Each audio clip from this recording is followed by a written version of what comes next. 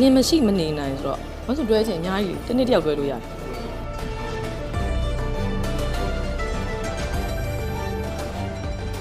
အကြောင်းဒီဇလန်စသွားလဲဘာလို့ထပ်ပြောမယ်ဘာလို့ဒီချစ်တက်တာပဲရှိတာခက်ကြီးမှာတနေ့တယောက်တွဲနေရလူတွေအများကြီးဘာလို့အတီးယူတာဟုတ်အတီးတွဲတာကြိုက်တဲ့လူတွေအများကြီးအပေါ်တင်ပြောပြအခုလည်းကြိုက်တဲ့လူတွေအများကြီးဒီဟာကိုဘယ်လိုကြောင့်ဖွင့်ပြောပြတာလဲဆိုတော့ဖွင့်မပြောချင်လို့တော့ဒီတစ်ခုဖြစ်လာတယ်ဘာလို့လဲဆိုတော့မဆိုဟို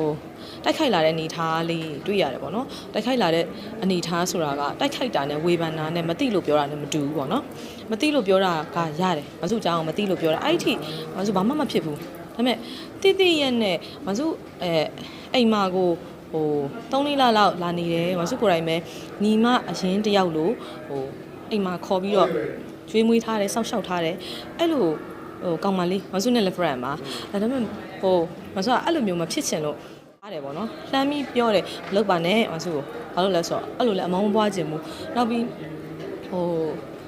တယောက်နဲ့တယောက်တူးနဲ့တူးဟိုသမီးစားဖြစ်ဖြစ်ဟိုအိမ်အောင်တယ်ပဲဖြစ်ဖြစ်လမ်းခွဲပြီးဆိုတဲ့အချိန်ထိကြအောင်လုပ်ဖို့မဟုတ်ဘူးလေအစောကြီးတည်းကချစ်ခဲ့တယ်ဆိုတဲ့အချစ်တွေကဒီဟာကိုပွားဖို့မဟုတ်ဘူးဥတီချက်ကလေ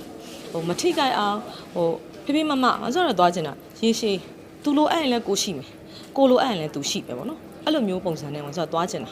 တယောက်နဲ့တယောက်ဟိုတိုက်ခိုက်နေဖို့ပြောဆိုနေ